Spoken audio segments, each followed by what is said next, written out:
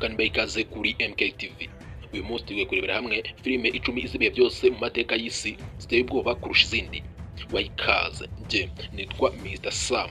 Uyu munsi tugiye kurebera hamwe filime 10 ziteye ubwoba kurusha izindi mu mateka y'isi, ku buryo izi filime zanditse amateka yo kuba arizo filime z'ikikango cyangwa se horror movies ziteye ubwoba kurusha izindi mu mateka y'isi. Wayikaze kuri MKTV, nje nitwa Mr Sam. Niba utarakanda subscribe, uyu ni umwanya wo gukora subscribe. Wayikaze. Mu buzima busanzwe abantu bakunda kureba filime usanga baba batifuza kureba filime zishingiye ku biganiro, ibikorwa bisanzwe byo mu buzima bwabo bwa buri munsi. Abenshi baba bifuza kureba filime z'intambara, aho abantu baba bica abandi babarashe cyangwa se babajombaguye ibyuma, bipfa kuba bidakorerwa ku bantu basanzwe baziranye. Ahanini ibi biba kubera ko ubwonko buba buha ureba filime ko ibyo areba bitabayeho, uko ubihuje n'ubuzima busanzwe abenshi ntibabasha kuzireba. Zimwe muri izo filime ziteye ubwoba uba usanga abantu, robo, vampire cyangwa se inyamaswa zindi ziba zarateguwe mu mashusho y'ubuhanga. Mu bantu bateguye filime usanga barabikoze ku buryo ubireba ababona ari ibintu bidasanzwe, ku buryo vampire cyangwa se ayo yandi mashusho yose akorwa n'abahanga mu gutegura filime ziba zica abantu mu buryo buteye ubwoba, ugasanga zirimo ibikorwa by'indengakamere. Ariko bitewe n'uko iyo ureba filime ubwonko buba bukubwira ko ibyo bintu bitabayeho, bigufasha kubireba kandi ugasanga abantu benshi zirabashimisha ku rwego rwo hejuru. Reka dutangire kuri top 10 igaragaza filime 10 z'ibihe byose mu mateka y'isi zo kuba arizo filime z'ikikango kurusha izindi. Ku mwanya wa 10 hari filime yitwa 28 Days Later. 28 Days Later, iyi ni filime yasohotse mu mwaka wa 2002. Umuntu agenekereje mu Kinyarwanda ni nko kuvuga ngo nyuma y'iminsi 28. Iyi filime ni ya Dan Boyer, yagiye hanze mu mwaka wa 2002 nk'uko tumaze kwivuga. Igaragaramo umukinyi Jimmy na bagenzi be banyura mu nzira y'umusaraba, aho bahura na zombi zikajya zica abantu zikabakomeretsa, ndetse ugasanga zirimo ibikorwa biteye ubwoba ku buryo bireba biba bitapfa korohera amaso y'umuntu bireba. Iyi filime biba bigaragara ko yakiniwe mu Bwongereza nk'uko bagenda babitubwira, ariko iyi ni filime mu by'ukuri igaragaramo ibikorwa biteye ubwoba by'ubwicanyi, ku buryo iyo ugireba uba ufite amatsiko yo kumenya uri burokoke, bitewe n'uko ibyo bikorwa by'ubwicanyi biba bikorerwa ku bantu benshi cyane baba acteurs baba bari muri iyi filime. Ku mwanya wa 9 turahasanga filime yitwa Scream. Scream bivuga induru cyangwa se urusaku. Iyi ni filime yasohotse mu mwaka w'igihumbi kimwe 1996. Igaragaramo abakinyi b'imena nka Neve Campbell, aho iyi nkuru igaragaramo aba bakinyi bahura n'ubwicanyi bukomeye cyane, ku buryo uba ufite amatsiko yo kumenya ko iyi filime iri burangire ndetse n'abari burokoke, aho usanga urupfu muri iyi filime ari ikintu kiba kigarukwaho cyane, ku buryo amatsiko aba ari menshi cyane. Nk'abakunda kureba filime zitwa horror movies busanga bafite amatsiko menshi cyane, aho iyi filime igaragara kuri urutonde ikaza ku mwanya wa 9 ni filime yitwa Scream. Ku mwanya wa 8 hari filime yitwa Alien. Iyi ni filime yasohotse mu mwaka wa 1979. Mu Kinyarwanda ugenekereje wavuga ngo ni ikivejuru.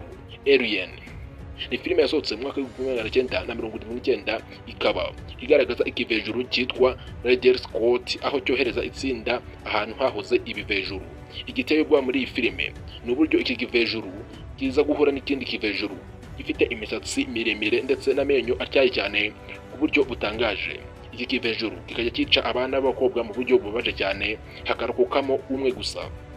Iyi ni filime ureba ufite amatsiko ndetse n'ubwoba bwinshi, bitewe n'iki kivejuru kiba kidasanzwe, kiba cyica abantu ku buryo budasanzwe.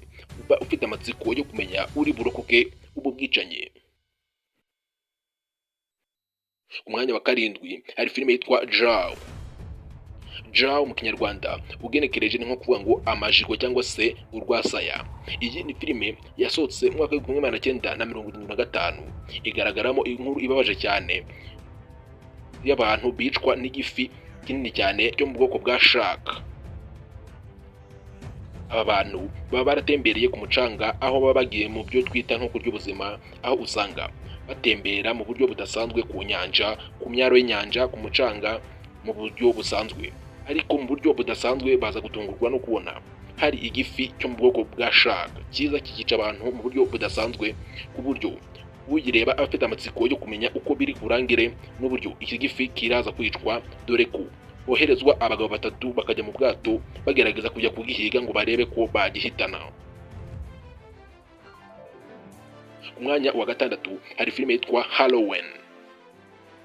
Halloween ni ijoro ribanziriza umunsi w'abatagatifu bose, aho mu bihugu bimwe na bimwe abana bambikwa masike ziteye ubwoba, ku buryo mu mikino bakina uba usanga bambaye izi masike ziteye ubwoba bitewe n'uyu munsi witiriwe abo batagatifu.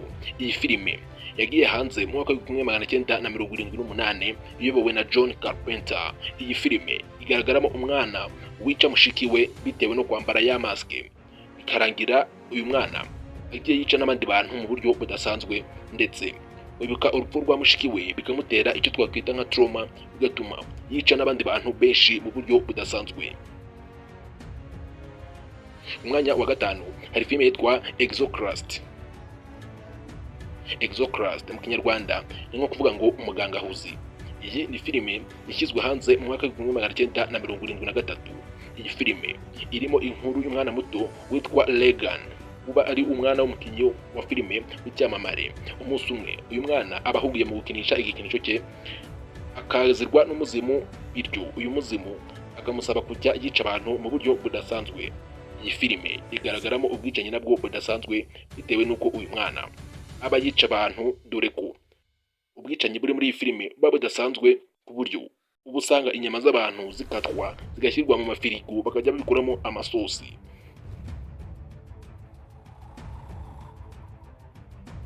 Umwanya wa kane hari filime yitwa Hereditary. Hereditary bivuze ngo umurage cyangwa se uruhererekane. Iyi akaba ari filime yasohotse mu mwaka w'2018. Igaragaramo umukinnyi Toni Collette, aho aba aterwa n'umuzimu wa nyina akajya ahora ajujubya umuryango. Ni filime igaragaramo impfu nyinshi cyane ku buryo abenshi cyane badafite umutima ukomeye bishobora kubatera guhamuka. Ni filime izigara mu ntekerezo za muntu. Umwanya wa gatatu hari filime yitwa The King. The King ni filime yasohotse mu mwaka w'1982.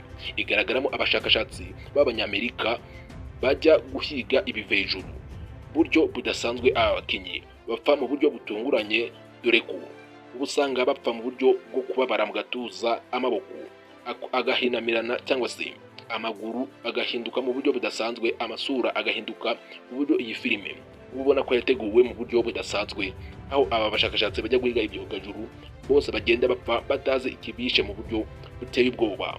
Ni filime iteye amatsiko ku buryo ukireba ufite amatsiko menshi cyane. Ku mwanya wa kabiri hari filime yitwa Texas Chainsaw Massacre. The Texas Chainsaw Massacre. Iyi ni filime yasohotse mu mwaka w'1974. Ugenekereje mu kinyarwanda ni nko kuvuga ngo umunyururu wa Texas ukozwe mu rukero. Iyi ni filime yagiye hanze mu mwaka w'1974. Harimo inkuru y'abasore batanu bava aho babaga bakajya mu gace kuzuyemo umukungugu muri Amerika. Binjira mu nzu bashakisha igikoresho cyabafasha guteka mu buryo budasanzwe. Hakagaragaramo muri iyo nzu hakagaragaramo urukero rwica abantu umwe kuri umwe mu buryo budasanzwe, ku buryo ibiteye amayobera. Hakagaragaramo ubwicanyi budasanzwe. Umwanya wa mbere hari filime yitwa The Shining. The Shining ugenekereje bivuga ngo ikirabagirana. Yes, ikirabagirana. The Shining ni filime iteye amatsiko, ndetse ifilime igaragaramo ubwicanyi budasanzwe. Ni filime y'ikikango. Iyi ni filime y'ibihe byose, niyo iza ku mwanya wa mbere muri filime ziteye ubwoba kurusha izindi mu mateka y'isi. The Shining yagiye hanze mu mwaka w'1980, ariko iracyafatwa nka filime ya mbere muri filime z'ibihe byose ziteye ubwoba. The Shining irimo inkuru y'umugabo ujyana n'umuryango we muri hoteli yitwa Overhawk. Iyi hoteli iba yakira abantu mu buryo budasanzwe, ku buryo iba ifite izina rikomeye, ariko bikaza kurangira iyi hoteli uburyo yakiraga abantu neza hagaragayemo ubwicanyi budasanzwe, ubwicanyi ndengakamere, ku buryo abana baba bicwa bunyamaswa bagakatagurwamo uducece, bicirwa mu bwogero, mu byumba byo kuraramo n'ahandi hantu henshi hagiye hatandukanye muri hoteli. Ugasigarana ubwoba bwinshi bwo kumenya uri buze kurangiza iyi filime, ndetse n'uburyo biri buze kurangira. Iyi ni filime iteye ubwoba aho ifatwa nka filime zibe byose muri filime ziteye ubwoba. Twandikire muri comment, ese hari filime waba wakunze kurusha izindi? Iyo warebye ni iyihe? Twandikire muri comment, igitekerezo cyawe kirakenewe. Iki ni ikiganiro kivuga ku ncamake za filime 10 zibe byose ziteye ubwoba kurusha izindi. Nge nitwa Mr. Slam, niba utarakanda subscribe, uyu ni umwanya wo gukora subscribe. Umwanya wa 10 twasanze filime yitwa 28 Days Later. Umwanya wa 9 twasanga filime yitwa Scream. Umwanya wa 8 twasanga filime yitwa Alien. Umwanya wa 7 twasanga filime yitwa Jaw.